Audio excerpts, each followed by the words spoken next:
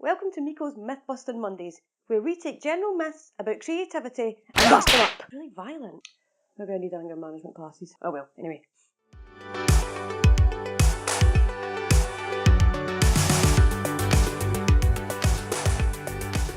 This week's myth: you can either be creative or analytic. There's no in between.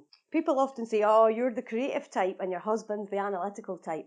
But that's just not the case. They shouldn't put us in boxes. I'm going to show you why this claim is false using my all-time hero, Seth Macfarlane, so stay tuned for that. From a very young age, we are put in boxes. If you're good at maths, then you pursue maths and you leave some other subjects behind. If you're good at art, then you take that and leave maths behind. You're encouraged to focus on the things you're good at, and I understand. But that doesn't mean you have to leave everything else behind. Because of this, many people who have great analytic and scientific skills sometimes think that creativity isn't actually for them. The good news? It's not true. So let's get into our case study of Seth Macfarlane. Now, what I want you to do while watching this is look at the ways that you can relate to Seth in either creativity or analytical skill.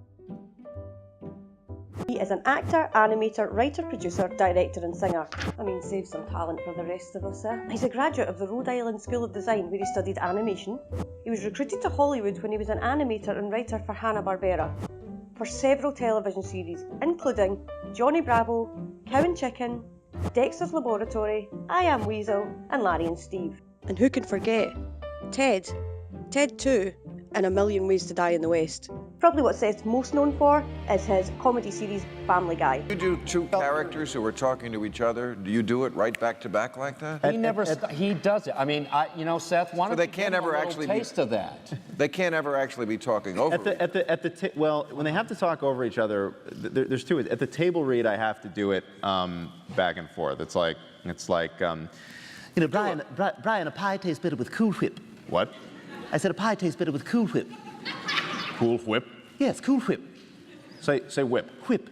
Say Cool Whip. Cool Whip. You know, it's like, I mean, that's a creative guy, right? I think Seth MacFarlane's a douche. What's that now? Wait a second, I hear he's a pretty nice guy. Yeah, good-looking guy. Talented, young. Ultimately, people will just remember the laughter.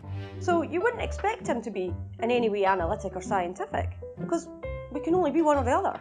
Oh, what you maybe don't know about Seth is he served as an executive producer of the Neil deGrasse Tyson-hosted Cosmos, A Space, Time and Odyssey, an update of the 1980s Cosmos series hosted by Carl Sagan. Macfarlane was instrumental in providing funding for this series, as well as securing studio support from other entertainment executives. Let's have a look at what Seth says about this.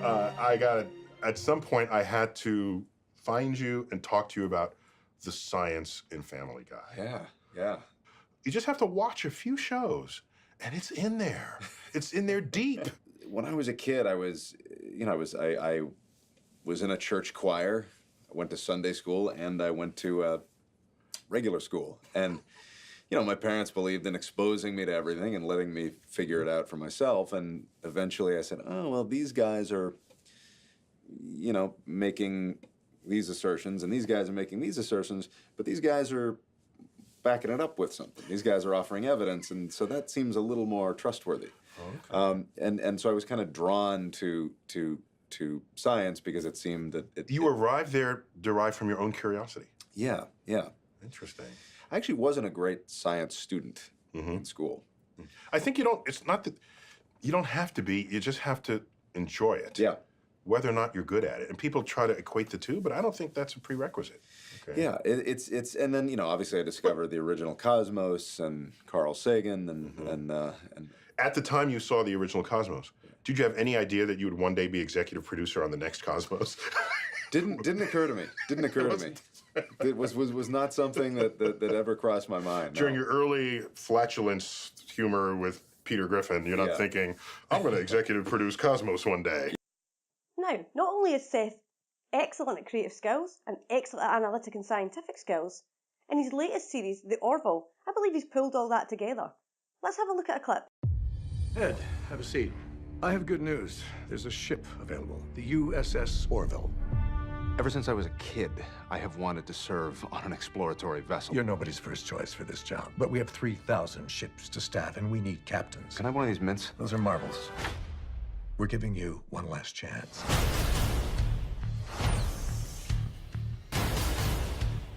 I just want to say I am thrilled to be your new captain. I want this to be an efficient ship, but also one that you're glad to be serving on. Lieutenant Commander Bordus, your entire species is male, isn't it? That is correct, sir. Probably not a lot of arguments about leaving the toilet seat up and that kind of thing, right? Mocklins urinate only once per year. Really? That's, I mean, I'm up 2-3 times a night. That is unfortunate. It is. Time to meet the locals.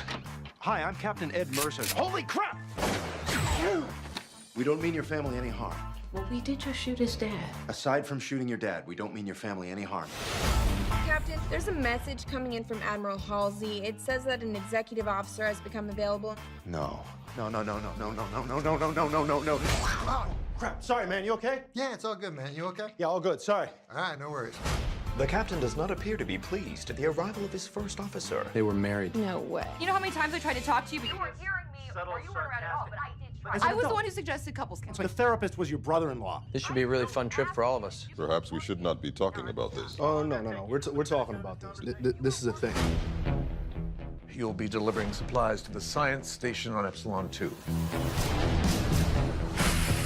Thank you for coming. We need protection. Protection from what? The krill. We have figured out a way to manipulate the speed of events.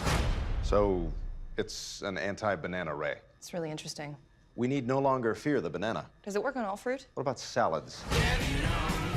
You do realize this could be used as a weapon. That's why you're here. Orders to Captain Mercer. Just detected a krill destroyer entering orbit. Door's jammed. Alara, you want to open this jar of pickles for me? I loosened it for you.